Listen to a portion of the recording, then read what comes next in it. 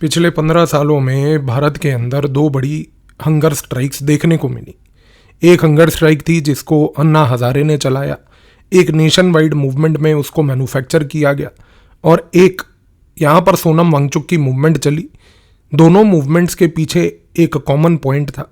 अन्ना हजारे की मूवमेंट चली थी भ्रष्टाचारी जो चरम पर थी सरकार के उस समय, उसके खिलाफ। इसके साथ साथ सोनम वांगचुक ने जो मूवमेंट चलाई वो चली एजुकेशन मिनिस्टर धर्मेंद्र प्रधान के इस्तीफे को लेकर, क्योंकि पेपर लीक का मुद्दा जिस प्रकार से एक नॉर्म बन चुका है देश में, उसके खिलाफ वो मुहिम चलाई गई। अब सवाल ये उठता है कि इन दोनों मूवमेंट्स को अलग अलग प्रकार के रिस्पॉन्स क्यों मिले। अगर अन्ना हजारे की मूवमेंट ने पूरे राष्ट्र को एक कर लिया था तो सोनम वांगचुक की मूवमेंट एक लिमिटेड तरीके तक ही क्यों सीमित रही। इसको समझने के लिए जानना पड़ेगा कि किसी भी मूवमेंट को समझने के लिए 4M पेडागॉगी होती है। पहला पॉइंट होता है कि कोई भी मूवमेंट के पीछे एक एम होता है जिसका नाम होता है मैसेंजर। मैसेंजर यानी कि उस मूवमेंट का, उस मुहिम का लीडर कौन है, उस लीडर की क्रेडिबिलिटी क्या है। मैसेंजर का यहाँ पर होना इसलिए महत्वपूर्ण है क्योंकि इसी से लिंक्ड है दूसरा एम जिसको हम कहते हैं मैसेज। मैसेज यानी कि वो जो लीडर है वो किस प्रकार के मैसेज को कम्युनिकेट करना चाहता है, और मैसेज को कम्युनिकेट करने के लिए तीसरी चीज़ होती है मैकेनिक्स, यानी कि क्या माध्यमों का प्रयोग किया गया, और चौथा मिशनरीज यानी कि वॉलंटियर्स। अब ये चारों एम्स को यानी कि मैसेंजर, मैसेज, मैकेनिक्स और मिशनरीज को आप एनालाइज करके दोनों मूवमेंट्स के तरीके से देखिए। अन्ना हजारे के केस में सबसे पहली चीज क्या हुई, उसके केस में वो व्यक्ति आकर एक प्रकार के लिए प्रोटेस्ट करने के लिए बैठा। प्रोटेस्ट करने के लिए उसने हंगर स्ट्राइक, भूख हड़ताल का सहारा लिया। मैसेंजर ने अपनी क्रेडिबिलिटी वहां पर बनाई, क्रेडिबिलिटी बनाकर मैसेज को प्रोपोगेट करा कि हमें भूख हड़ताल करनी है सरकार के अंदर चरम पर भ्रष्टाचारी के खिलाफ।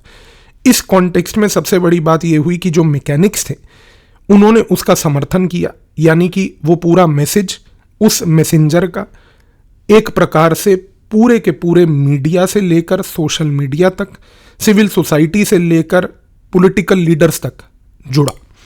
इसकी वजह से एक नेशन वाइड प्रोटेस्ट मैन्युफैक्चर हुआ, और इस नेशन वाइड प्रोटेस्ट के मैन्युफैक्चर होते ही मिशनरीज यानी कि उस मुहिम से जुड़े हुए जितने भी वॉलंटियर्स थे उन्होंने उस मैसेज को एक राष्ट्रीय लेवल तक लेकर जाने की एक रणनीति बनाई।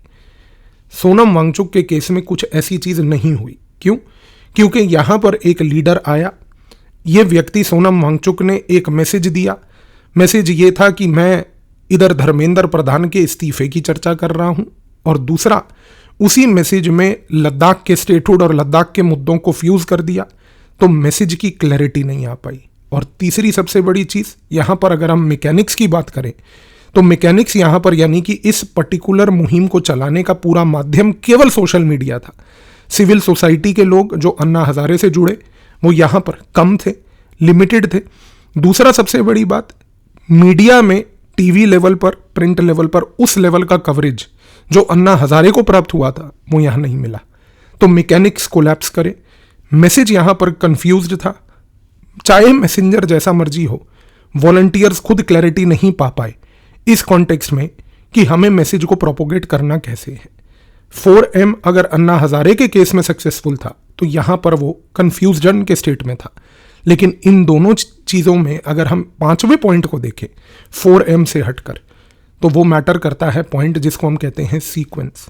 सीक्वेंस इसलिए इंपॉर्टेंट है क्योंकि हर एक मूवमेंट में दो चीज़ें देखनी बहुत आवश्यकता है। सबसे पहली चीज़ आवश्यक ये है कि उस मूवमेंट में लीडर पहले आया या मूवमेंट ने लीडर को रिक्रूट किया। इन दोनों चीज़ों पर गौर कीजिए। अन्ना हजारे के केस में लीडर पहले आया। लीडर पहले जब आया उसने अनशन किया और उसने उस अनशन के तहत लोगों को एकजुट किया। सोनम वांगचुक के केस में मूवमेंट पहले बनी हुई थी। एक कॉकरोच जनता पार्टी नाम की एक मूवमेंट थी, उस मूवमेंट ने इस लीडर को रिक्रूट किया। अब आप कहेंगे कि ये फर्क मैटर क्यों करता है? ये इसलिए करता है क्योंकि अगर किसी मूवमेंट में लीडर पहले आता है और उसके बाद मूवमेंट बनती है तो वो लीडर ये चीज़ को पोर्ट्रे कर सकता है कि ये मूवमेंट में नैतिकता के आधार पर हमने गेम खेलने की कोशिश करी। और उसमें किसी राजनीतिक एलिमेंट का प्रयोग इनिशियल लेवल पर नहीं था, चाहे लेटर लेवल पर हो। लेकिन यहां पर उल्टा हुआ, कॉकरोच जनता पार्टी की मूवमेंट ने सोनम वांगचुक जैसे लीडर को रिक्रूट किया। तो यहां पर वो चीज उस प्रकार से अनफोल्ड नहीं हो पाई। क्यों? उसके पीछे का एक कारण है। ह्यूमन ब्रेन जो होता है वो कोई पैसिव रिसीवर ऑफ इंफॉर्मेशन नहीं करता। ह्यूमन ब्रेन हमेशा सीक्वेंसिंग करता है। ह्यूमन ब्रेन हमेशा एक प्रिडिक्शन इंजन के तहत काम करता है। इसका मतलब ये है कि आपका जो ब्रेन है वो सबसे पहले ये प्रोसेस करता है कि हमारे पास पहली पीस ऑफ इंफॉर्मेशन क्या है, और जो भी फर्स्ट पीस ऑफ इंफॉर्मेशन आपके सामने आती है वो सबसे ज़्यादा वेट कैरी करती है उस मूवमेंट को और उस नरेटिव को एक्सप्लेन करने में। अन्ना हजारे के केस में नैतिकता का आधार इस कारण से बना क्योंकि यहाँ पर एक ब्रेन के प्राइमेसी इफेक्ट को अगर ऑब्जर्व करें तो वहाँ पर मैसेज दिमाग में ये गया कि एक व्यक्ति अनशन करने के लिए बैठा है और उस अनशन का समर्थन हमें करना होगा, क्योंकि उस अनशन में कल को बाकी लोग जुड़ जाएं, हमें भी जुड़ना चाहिए। लेकिन यहां पर सोनम वांगचुक के केस में ब्रेन की सीक्वेंसिंग में कुछ ऐसा पॉइंट देखने को मिला कि नहीं, एक कॉकरोच जनता पार्टी की मूवमेंट है जिससे कि लोग वैसे भी जुड़ना चाहते हैं, नहीं चाहते हैं, वो वैसे ही पूरा स्पेस बटा हुआ है। इसके साथ साथ सोनम वांगचुक का उस मूवमेंट के साथ जुड़ना यहां पर सोनम वांगचुक को सेकेंडरी कर देता है, क्योंकि प्राइमेसी इफेक्ट में कॉकरोच जनता पार्टी पहले आई। इस कॉन्टेक्स्ट में अगर आप देखें तो इन दोनों मूवमेंट्स को जो 15 साल के गैप में भारत ने देखी, इफेक्ट्स अलग अलग हुए। यहां पर सवाल इस मोमेंट पर मैं ये नहीं कर रहा कि प्रोटेस्ट करना चाहिए या नहीं करना चाहिए। एक डेमोक्रेसी के अंदर प्रोटेस्ट एक बहुत नेचुरल राइट है। प्रोटेस्ट होते हैं, प्रोटेस्ट हर जगह होते हैं और प्रोटेस्ट होने भी चाहिए। पर क्वेश्चन ये है कि क्या प्रोटेस्ट सक्सेसफुल होगा या नहीं होगा, ये मैटर करता है। अन्ना का प्रोटेस्ट सक्सेसफुल इसलिए हुआ क्योंकि वो 4M प्लस सीक्वेंसिंग यहां पर मैटर कर रही थी। ये वाला प्रोटेस्ट सक्सेसफुल नहीं हुआ क्योंकि अनशन ऑलमोस्ट खत्म होने को आया। अब सोनम वांगचुक ने अपने कंडीशन भी रख दिए, लेकिन धर्मेंद्र प्रधान तो कहीं नहीं गया, सरकार वहीं की वहीं है। नीट का पेपर भी हो गया, पेपर के बाद अब मार्कशीट में टेम्परिंग भी चालू हो गई, सब कुछ हो गया।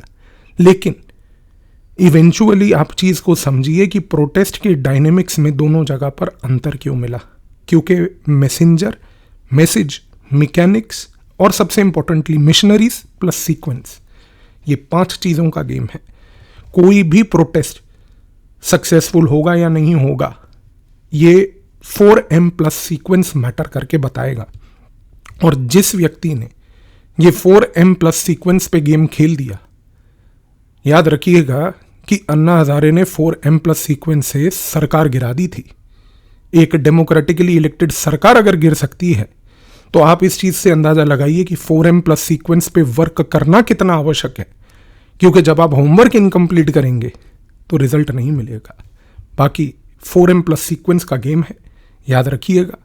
यही चीज है, और किसी भी प्रोटेस्ट मूवमेंट को इसी पैरामीटर पे अगर आप ऑब्जर्व करेंगे तो आपको समझ आएगा कि सक्सेस और फेलियर के कारण क्या हैं।